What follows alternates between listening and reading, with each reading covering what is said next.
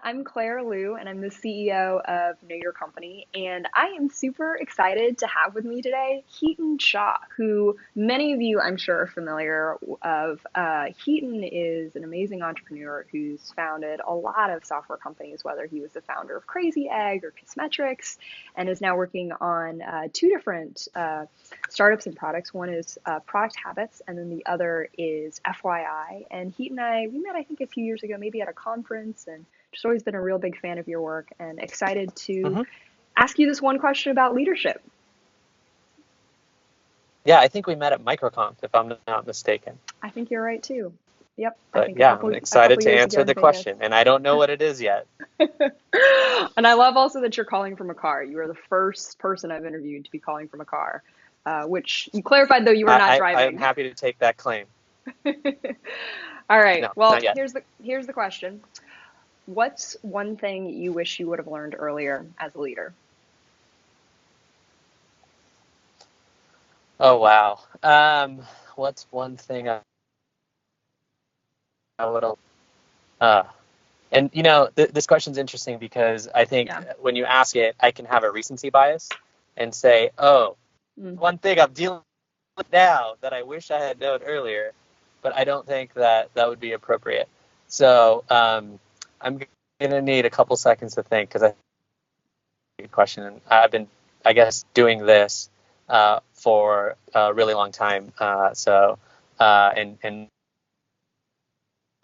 I think I'm not very good at it, to be honest. So I would say that like I'm just looking to get better all the time at being a leader, whatever that means. Um, the one thing, uh, yeah, I think that the one thing that I feel I wish I would have understood and knew previously Hmm. much earlier, and I wish someone would have told me, or even if they did, maybe I wouldn't have listened. But I think the big thing is like, as a leader, as a person who's responsible for other people. So that's what I would call a leader in some capacity, just to give it a definition. Hmm. In the past, I was so very focused on being a nice person. And I recently, and this is a recency bias, but I think this was really important for me. Yes. I shouldn't be necessarily interested in being a nice person Okay. and looking to be nice to everyone that works on the team. And I don't mean that I would be mean, because you would think that Hmm. that's the opposite, but I want to be objective. I want to be accurate. I want to be honest. And I Mm. think a lot of times, and especially this applies to founders I've met, they're nice people, and that Mm. prevents them from being honest. And that's the aspect of self that really putting myself in check. Am I just being nice, or am I actually being honest?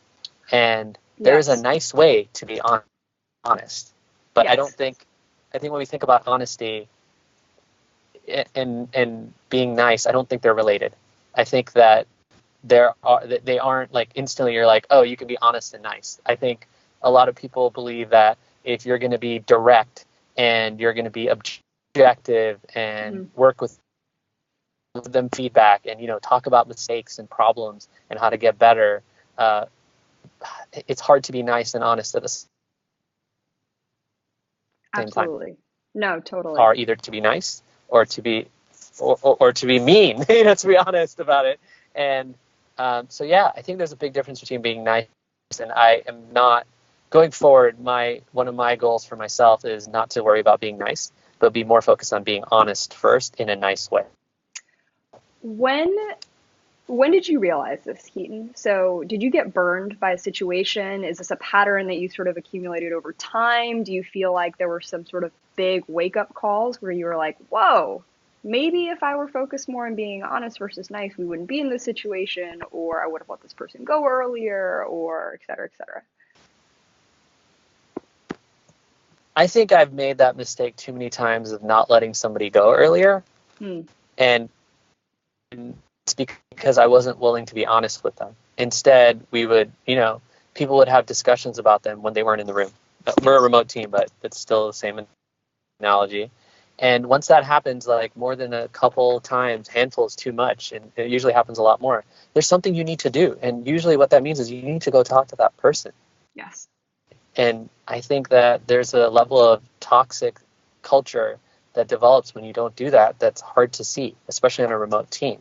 Yes. So I spent so much time making people on the team feel like I'm nice, just like I would make somebody who I'm advising or a friend or, anybody that's more of an acquaintance or what have you. And then I should be nice. Yeah, there's really nothing at stake there, Yeah. to be honest, in those relationships in that way.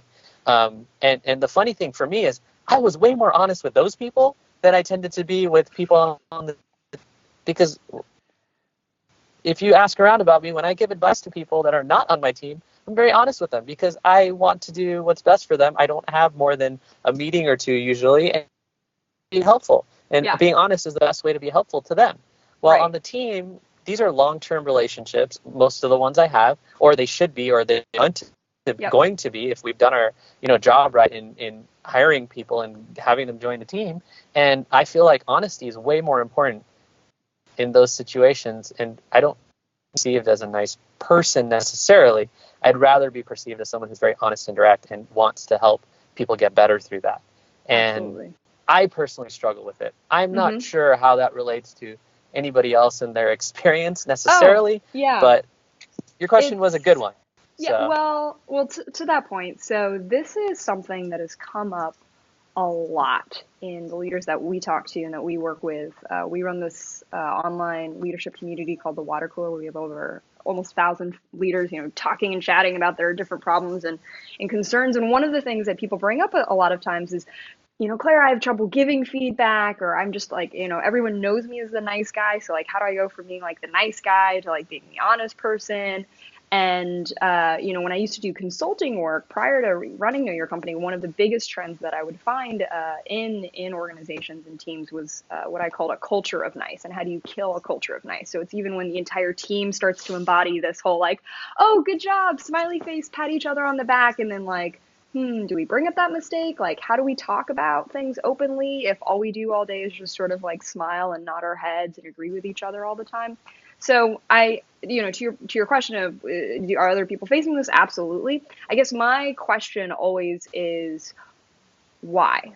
So why is it so hard for people? Because I like being nice. Trust me, I'm a pretty smiley, I like to think I'm a kind person, right? Like I know what you're talking about, Hiten. So why is it so hard for us people who self-identify as nice people to realize that maybe that's not always the most productive path, or that it's possible to be both nice and honest? And I'll throw something out there just to sort of poke at, both of us here, which is it because we want to be liked? Is it because we care like a lot about what people think about us and just really want to be liked by people who we've worked with for a long time? Like, what's going on here? Versus like, say, outsiders, like we don't really care if they like us or not, but like our team, like we kind of really want them to like us. Is that it? I don't know. Well, if people like you, they want to be around you. So if people like you, they want to stay in your company. I mean, I think there's a basic human nature of like, I have to deal with this person all the time. It should be a pleasant experience every time.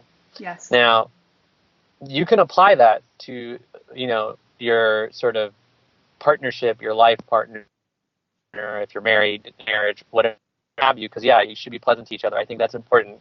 I think it's important to get through conflict. And a lot of people call some of these relationships at work, whether it's co-founders, other things, marriages. And I've come to terms with that. It's not the same.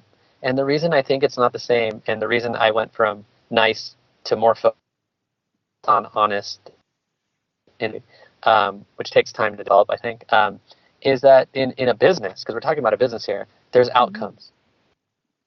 There's outcomes. There's things we're looking to accomplish. So our basis isn't we have a family, or there's two of us and we're partners and like that's just how it is. Yes. This is outcomes. There's a third factor. It's not just about me and you, or me and the team, or us as a team.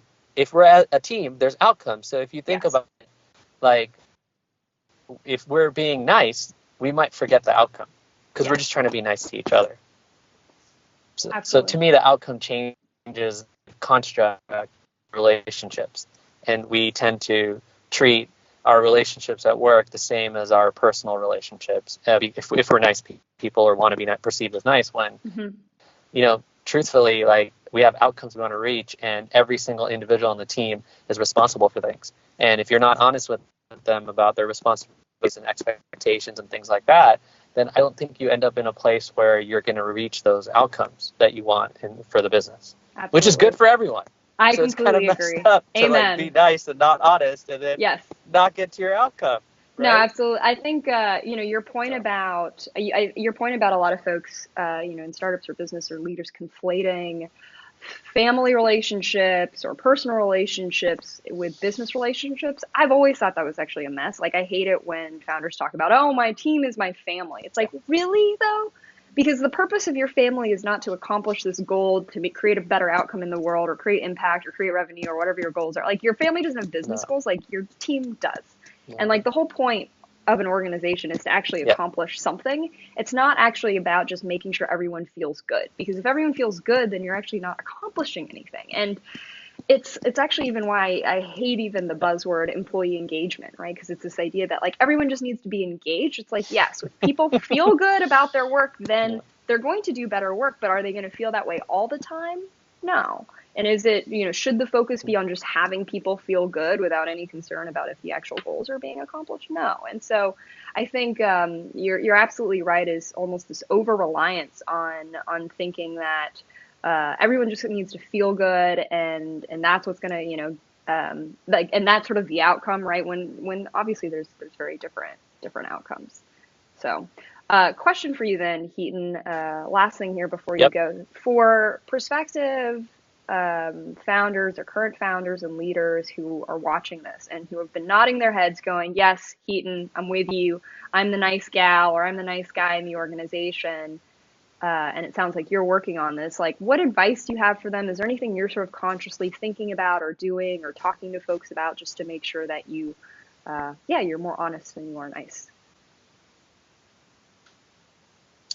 Yeah. I think one of the most powerful tools is the ability to reflect and do the equivalent of a postmortem in as many areas in your business as possible. Yes. And like almost sterile tactical tip, but like to me, those reflections, those postmortems, those how did we actually do? Like, we did that. What happened? How did we do? Can we get better? How can we get better? All those kind of things are super important in being able to ask and asking people, because they won't really tell you, because it's a form of feedback, and feedback is like, it's a breakfast of champions, I would say, but it's also one of the hardest things to get out of people. So repeatedly asking for it, repeatedly finding ways to get it on specific things. Like, just the other day, I asked a team member, like, hey, you're really good at process improvements.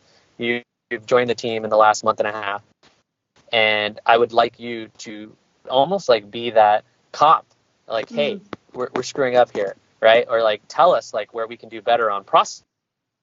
And one of the things I'm working on, process is what's required, because we're going from an early stage to a more scalable, repeatable like execution. And this person was brought in mostly because he's very good at that. But if I don't ask him, the team doesn't ask him, he's not going to mention it.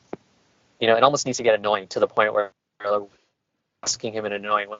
They're just always at it, like, hey, we could do this better. Oh, this isn't right? Yeah. Things like that. So that's another aspect of what I mean, because that's almost a reflection.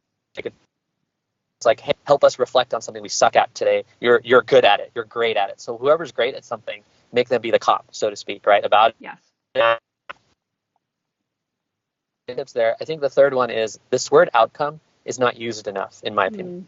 And outcome isn't just about your business. It's also like, if you want to be nice to somebody, and want to be nice, talk to them about what their outcomes are.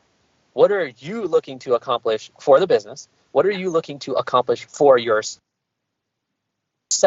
And how can I and the business help you get there?